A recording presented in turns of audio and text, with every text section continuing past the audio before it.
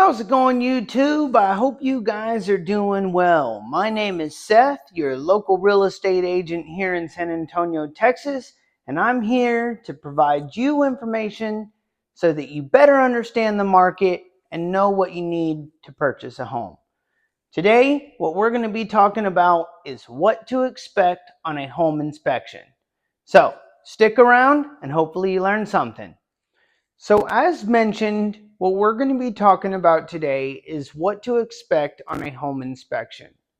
So you've purchased a home, you've put in your offer, it's been accepted, and you're now in your option period.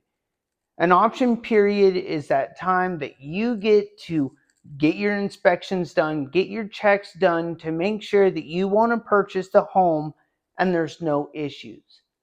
And so the way to do that is with an inspector. Now, an inspector is a generalist. They're going to go through the whole home. They're going to inspect everything from the roof to the walls to the electric to the foundation, but they are generalist. So if an inspector sees an issue for the roof, for example, you're going to want to call a roofing company to get that assessed. If the inspector sees that there's issues with the foundation, you're going to want to call a structural engineer and make sure that that foundation is secure and you're not going to have any issues. But we're going to go through some details, what to expect on an inspection report so that when you see it, you don't get frightened and you know exactly what to look for. So what we're going to do is we are going to go through an actual real inspection. So this is a inspection report from Alamo Real Pro for a property at 4210 Black Rock. Now, as we scroll through this inspection report, it's very common to see an inspection report that's anywhere from 30 to 50 pages. It just depends on how much they're actually looking at, how much damage is there, and essentially all of the assets and things around the home. So what we're going to be looking at is we notice that here we have red, which is significant deficiencies. We have orange, which are items to be less significant but still require attention. We have yellow, which is going to be information that's going to be just on your age of things, area, property condition. As well as then we have green, which is the location of important utilities and shutoffs. That's going to be your water, your electric, etc. And so as we scroll through this, you're going to notice that the first parts of these are going to be a lot of information. What the responsibilities of the inspectors are, what the responsibilities of the clients are, kind of all of the notices that need to be discussed before actually getting into it. So you'll notice as we go through here, you're going to see a lot of yellow. What these are stating are going to be the conditions outside, the weather, the actual condition of the home. And this is so that we have a better understanding of the conditions during the inspection, right? Was it raining? Was it super hot that day? Those things can affect our temperatures. Now, as we get into the first part of things, this is going to be the structural systems. And when we're talking the structural systems, we're talking the foundation. And so as we go through this, an inspector, once again, is a generalist. But they are going to be looking at the foundation. As we scroll in here, you'll notice that there's a crack here in this photo as well. These, however, are cosmetic cracks. These are not actually issues. These are not structural issues. These are just cracks on the outer cosmetic. So nothing to be concerned about. Now, very common in an inspection report is also going to be corner pops. So we'll see a crack here. That's going to be a corner pop. We'll see a crack here. That's going to be a corner pop. And so a corner pop, what that means is the brick and the foundation are going to expand at different rates. When that happens, it pushes the corner out. And so this is no issue, something very common that you're going to see on many of the homes. It's just, of course, sometimes can be a little bit concerning when you do see those cracks, but nothing to be concerned on at this point in time. So inspections, as mentioned, are generalist. They're going to be going through all of the different types of foundation, roof, walls, all of parts of the home. And so we see our first significant deficiency here. And what this is talking about is poor drainage here towards the house. The drainage is pointing towards the home, which allows water runoff to go to the foundation. And water around your foundation is a good chance of causing problems down the road. So we want to make sure that that gradient is going down the house. But you will notice that there's lots of different things that are noted by the inspector. So, for example, this drainage pipe coming from the gutter does not line up with the actual drain pipe. This can be an issue because, once again, water can flow down into the crack and then be at your foundation. So those are things to look out for.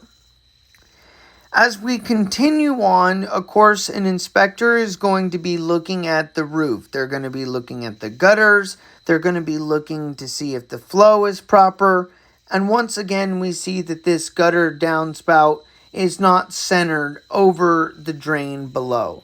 So that's the same one that we were looking at previously. So they're going to go through. Now, when we look at actually on the roof condition is going to depend very much on, number one, how old is the roof? And number two, was there any damage to the roof? Was there hailstorms or exposed to high weathers or freezing? And so on this particular property, we noticed that a lot of the accessory nails needed to be resealed. They also noticed that a vent was out of place. And so an inspector is going to go through and mark all of these things, take photos. Now, with them being a generalist, if you are having, say, for an example, a roof issue, you're going to want to make sure that you call that roofing company out to get it assessed properly to know what needs to be repaired or what is okay at this point in time. And so we continue. Here's something that I want to make a note on. Here we see something that's not an active problem. It's not red, but it can be a potential issue. So if you notice here, they were missing one of their radiant barriers. Now, this is not an active issue. However, it does affect things, for example, like your utilities. That radiant barrier is there to lower your utility cost, keep the temperatures lower. And so an inspector is going to go through and note those things.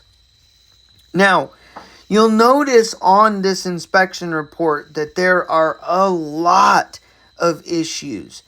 There's a lot of things that are pointed out, everywhere from stuff on the walls to moisture to things in the grout on the roof. This is because, once again, they are going through the entire home and looking for any deficiencies. Now, one of the deficiencies that you do want to make note on if you are purchasing a home is moisture stains. So in this particular case, this is in the garage. This vent goes directly outside, and there happens to be a sprinkler on the other side that sprays right at this vent. And there is notice of some water damage there in that location. So water damage not only can cause wood rot, but it also provides an opportunity for wood-destroying insects to get into the home. So if you're looking through an inspection report, those are things to make note on. Where is there water damage? Where is the water running? They're also going to be looking at the exterior of the home.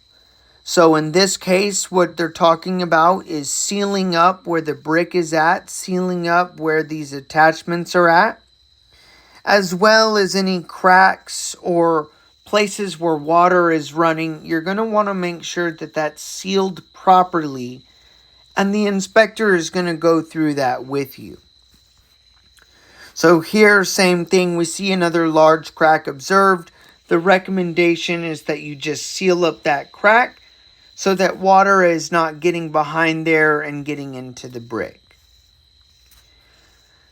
So as we go through this inspection report, you're going to notice once again there are a lot of things that are on here. And many times it can make people feel like their house is falling apart. That is not the case. More so than anything with an inspection report, what we're really looking for is deficiencies. Is there a problem? Is there an issue? Some of these other things might be very simple fixes that you just be able to go through and fix yourself.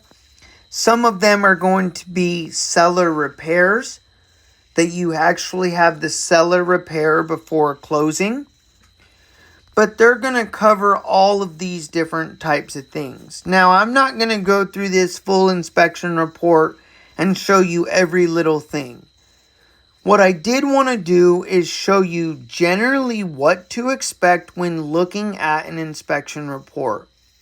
You're going to have your foundation, your roof section, your electrical section, the plumbing section. They're going to be looking for leaks. And as they go through all of these things, whatever matters to you on getting fixed is what you're going to bring up to your agent. So there's some things that maybe are not working properly but are not an issue. For example, this GFCI protection was missing or failed. Not the absolute end of the world, but it is an issue because those GFCI outlets are important, especially where there's water in places. So getting a good inspector is going to be vital to you purchasing a home. They're going to be able to catch issues and problems that maybe you don't notice on your first walkthrough. So they went through, they tested all of the alarms. None of the fire alarms were working, as well as there was not a carbon monoxide detector, and the home is on gas. So that's a problem. With the inspectors being generalist, they're not going to be able to go into extensive detail into any specific item, but they are going to be able to tell you where there are issues, where there are problems, where there are potential leaks, there's moisture buildup, and so it's going to be an incredibly important part when purchasing your home. So we're going to just kind of quickly scroll through this just so that you can kind of see what's all on an inspection report. It's not about reading all of this, but it's about understanding what to expect on your inspection report.